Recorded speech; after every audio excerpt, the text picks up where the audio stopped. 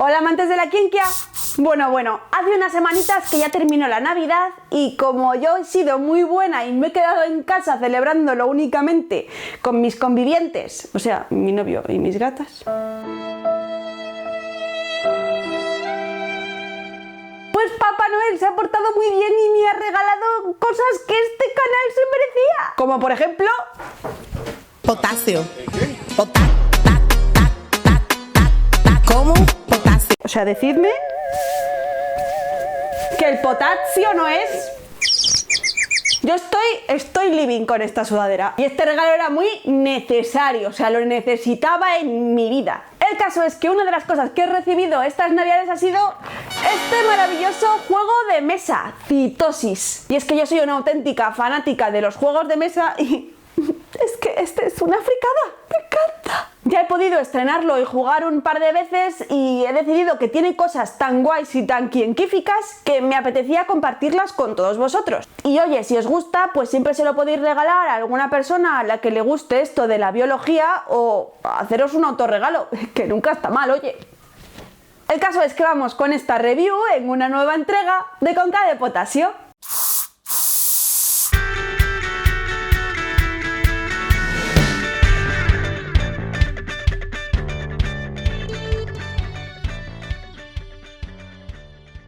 Bueno, y como creo que desde aquí lo vamos a ver un poco regulinchi, vamos a acercarnos un poco, voy a desplegar el tablero y os lo voy a enseñar de cerca. Pues por aquí tenemos el juego. La verdad es que la célula de la caja no podría ser más bonita. Vamos a abrirlo y ya aquí en la tapa podemos ver que se recomienda a partir de 10 años, que las partidas son larguitas y entre 2 y 5 jugadores. Viene con su reglamento bien detalladito que te estudias pues la primera vez que juegas, pero además tiene esta versión resumida pues para refrescarlo entre partida y partida. Además también incluye este manual con la ciencia detrás del juego, donde nos explica pues cómo funciona el núcleo, los ribosomas, el retículo, el aparato de Golgi. Fenomenal para los que no saben mucho de ciencia. Bueno, y además incluye todo este material del que os voy a ir hablando poco a poco. Empezamos por el tablero, que es reversible. Por un lado está la versión para 3 o más jugadores y por el otro tenemos la versión de 2 jugadores. Es la que yo voy a utilizar porque es a la que he jugado y básicamente son iguales pero con más posiciones para tus fichas. Cada jugador tendrá una serie de fichas. Primero, estos matraces tan monos, es que son muy cookies. Un par de vesículas y también estas fichas normales. Y los recursos que tenemos serán, por un lado, proteínas, que serán las rojas, ARN mensajero, en negro, indispensable para la síntesis de proteínas, lípidos, en amarillo, que son las grasas, componente principal, por ejemplo, de la membrana plasmática, carbohidratos, en verde, que son los azúcares, indispensables para la obtención de energía y también forman parte, por ejemplo, de glicoproteínas. Y por último, el ATP o adenosintrifosfato. Es nuestra gasolina, nuestra fuente de energía. Así que me parece muy acertado necesitar ATP para muchas de las actividades que se realizarán durante el juego. Tiene toda la lógica. También tenemos esta ficha de minicélula que sería el primer jugador y una serie de cartas. Evento, objetivo y componente celular. Bueno, ¿y cómo vamos a conseguir nuestros recursos? Pues siguiendo la lógica del funcionamiento de una célula.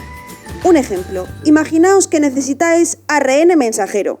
¿Qué tendríamos que hacer? Pues lógicamente tendríamos que ir al núcleo a transcribir nuestro ADN a ARN. Para ello cogemos uno de nuestros adorables matracitos y lo colocamos en la casilla de transcripción, recogiendo los recursos que indican la casilla. Luego imaginaos que este otro jugador necesita glucosa. Pues iría hacia la membrana plasmática, donde gastando ATP, que supongamos que tenía en su reserva, podrá transportar glucosa hacia su reserva. Los lípidos, lógicamente, se sintetizan en el retículo endoplasmático liso. Para obtener ATP tendríamos que ir a la mitocondria, donde además obtendríamos ATP adicional si gastamos glucosa. Para la síntesis de proteína, gastando el ARN que tengamos en nuestra reserva, podríamos ir o bien al ribosoma o al retículo endoplasmático rugoso, que ya sabéis que esas protuberancias que tiene son ribosomas incrustados. Entiendo que los que no tengáis mucha idea de biología esto os suene un poco a chino, pero a mí es que me parece una verdadera genialidad. Bueno, y ahora que tenemos una serie de recursos, ¿qué hacemos con ellos? Pues realizamos tareas que nos van a dar puntos, y estas tareas son las llamadas cartas de componente celular. Estas cartas se consiguen al principio del juego o bien gastando ATP aquí debajo del tablero, cogiendo las cartas que ya estén disponibles. Conseguiremos puntos cumpliendo las funciones que se describen en las cartas. Os explico un poco algún ejemplo. Por ejemplo, imaginemos que tenemos una carta de síntesis de hormona o de alguno de sus receptores. Evidentemente todo esto está muy simplificado, pero es bastante guay. Aquí tenemos la opción de sintetizar hormonas esteroideas, que son lipídicas, y también hormonas proteicas. Lógicamente, las proteicas se van a sintetizar en el retículo endoplasmático rugoso y las lipídicas, pues en el retículo endoplasmático liso.